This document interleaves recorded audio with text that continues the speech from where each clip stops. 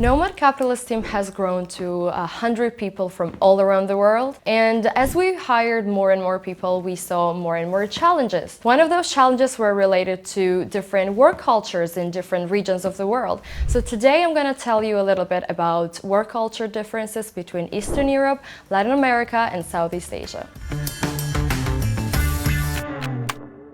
I'm Khatia. I've been working here at Nomad Capitalist for 3 years, and I've been leading recruitment from all over the world during the last 3 years. Some of those challenges I came across personally, some of those were brought to me, and actually I realized that it is a really interesting topic for people who are growing their teams in the whole world. So when I say work culture, what do I mean by that? And what are those key characteristics that I measure each of those regions by? It can be work-life balance, it can be communication, it can be the leadership, the expectations that a person has from their manager, expectation on how the decisions are made. So all of those characteristics are different in each of those regions, and even within regions, of course, each of those countries might have something specific to their own place. But I've come across certain similarities that I can share with you today. And if you have a global team from all over the world, you will have to know these differences and you will have to adapt your work culture to that to get the best results from your teams. Eastern Europe is the region that we originally started hiring in, and we do have the most experience. I personally am from Georgia. Many of our colleagues are from Armenia, Serbia, Montenegro, North Macedonia. So we do have that region covered. And I do want to talk about communication, which is the most interesting challenge for me. People in Eastern Europe tend to communicate very directly. Sometimes they might even come across a bit rude to other cultures. People do not like longer conversations. They do want to get to the point straight away. And when we talk about work culture overall, we always have to consider historical context. And some of these places, some of the places in Eastern Europe have been influenced by the socialist regimes they had in the last century. Some of them were part of Soviet Union as well.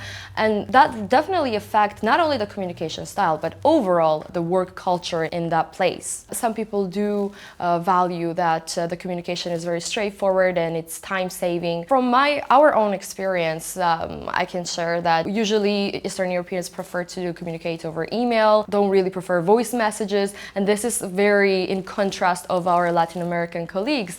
For example, anytime we have some sort of discussion, to my very straightforward question, sometimes I would get a long voice message, and that voice message includes more context and also a lot of personal touch, which is very nice, but sometimes Eastern European person would expect just a short yes or no. I would say workplace relationships in Eastern Europe probably tend to be more formal as well.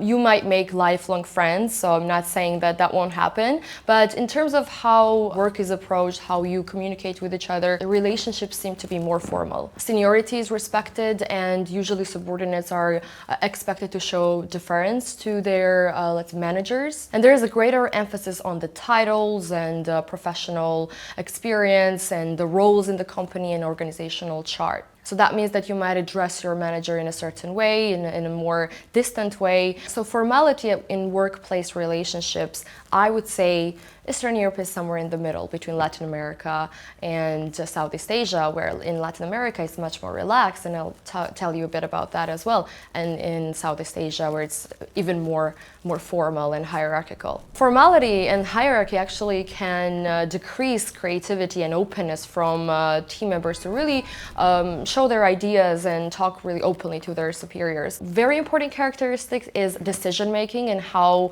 companies in Eastern Europe and how teams in Eastern Europe approach decision making.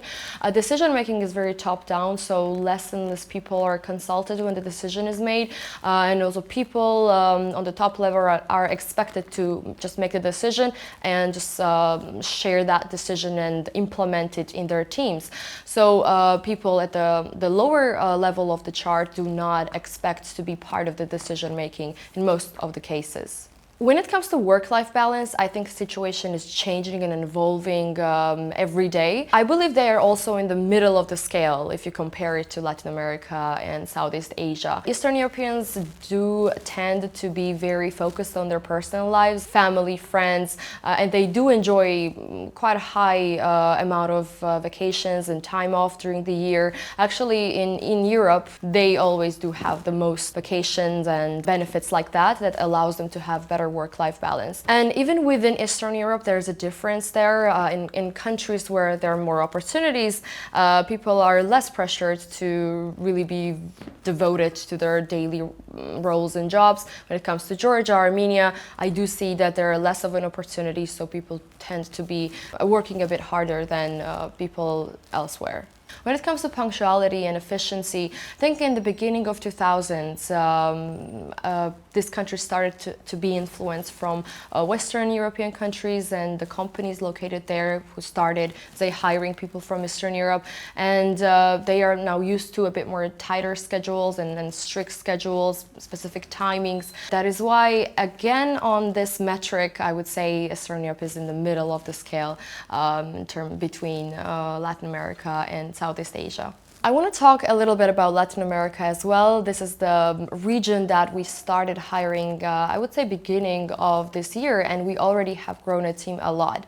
And when we have international team buildings coming, people coming from all over the world to one place, we see those differences actually quite clearly right in front of our eyes. So in Latin America, I would say the relationships at work tend to be more personal. There is a seniority and there's a hierarchy, and that is respected. However, the way the communication flow is and the way the relationships overall are formed, it's a bit more informal and a bit more relaxed, I would say, compared to other two regions that we are covering today. Small talk and building rapport, that is very important, and that goes back to my previous point when I said that they usually tend to send long voice messages because they incorporate small talk, they incorporate questions about your personal life and how your day is going and so on, which sometimes other people from other cultures just might not do. And our Latin American colleagues prefer to send messages and chat quickly about something, whereas let's say me personally, I'm always about please send me an email, please send me an email. So we always have this kind of clashes in terms of where we share the information and where and how we talk about certain things. I think in Latin America, at least from what we've seen, our experience is quite relaxed in terms of deadlines and the attitude towards finishing the tasks on time. I think there is a bit more close management needed to follow up on the tasks and to follow up how projects are going. So it is not giving a task away and then waiting for the final result. So there is a lot of checking in and following up involved in this process, which is a bit different when it comes to working with Eastern Europeans. And they do tend, and these are the words of our colleagues, so to put things in for the last minute and do not start that before. So there is a bit of a culture of being relaxed in terms of your work. So that feeds into work-life balance, so they're happier and they're not overwhelmed. They are also very outspoken and they have personal relationships built and created with their colleagues and their managers as well. However, when it comes to decision making, there is still of an aspect of the leader and the person who's in charge making that decision and then them being part of the execution of it. But they would feel more comfortable to say what they think. If you compare that to Eastern Europe or Southeast Asia, this is a major difference.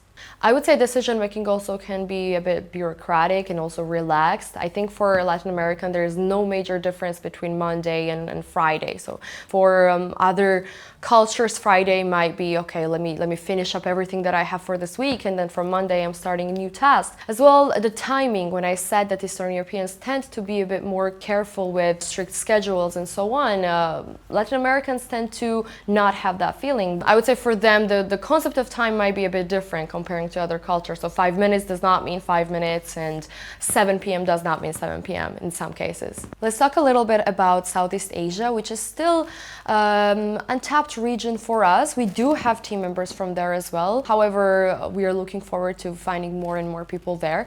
Even though there are differences among the countries in that region, there are certain similarities that unite them. I would say when it comes to decision making, it's most of the times top down, but it's very consensus based, and it is very respective of the group harmony. They're very group oriented versus individual, and that definitely affects how decisions are made, how projects are run, and you can see that on a daily basis. So collaboration is much more important than an individual achievement, and then you can see that in their communication as well. They're never going to challenge their superior, especially in a group setting, and sometimes even positive achievements and showing those achievements and congratulating someone on positive aspects could be seen wrong. So you avoid any kind of public interaction and singling out an individual in the group, even if it's a positive achievement or a congratulations. So in their communication as well, as you could guess, they're indirect and more polite, and again, they're not going to challenge the superior. So direct confrontation is avoided, and things are discussed in private and sometimes indirectly and very, very politely. So if you are from other country or other region and you have completely different style of communication, you might have misunderstandings very easily. And again, we've seen that on a daily basis when we see our teams from all over the world to collaborate. So the hierarchy, which is very strong, and politeness and indirectness sometimes can make it harder for managers or leaders to get actual feedback from the team. So a lack of feedback then can lead to lack of innovation and lack of growth. So if you are working with people from that part of the world, you have to adjust your communication style in a way that you actually understand what your team members are trying to tell you. And when it comes to work-life balance, I would say they're probably the most devoted to their daily work, and work is as much as important as personal relationships or as family is, and that creates an expectations from employers to their employees that they're going to work long hours and after hours, overtime, and that is just something that's considered normal. The punctuality and the concept of time is very important in countries in Southeast Asia. I just know also that when a train is late, for example. In Japan, they issue official statements why that the train was late, so that employees can take that to their employers. So that is how much the time is respected there. So hierarchy and titles are very, very important in Southeast Asia, whereas in Latin America, the title does not give you automatic respect. So you have to earn that respect, and they respect you as a person, not as a role that you have. All of those different characteristics and nuances really affect your workplace on a day-to-day basis. I read a book called Culture Map, which really opened my eyes, because I saw those examples that were given in the book in my workplace as well. So if you're interested in those topics, I definitely recommend that book. Moreover, if you're interested how to grow your team internationally and how to manage your team internationally, you can find more videos about similar topics on our channel. Here at Nomad Capitalist, we've helped our clients, 7 or 8 figure entrepreneurs and investors, create and build teams globally. So if you'd like to know more, get help, go to nomadcapitalist.com/apply, and make sure to like and subscribe.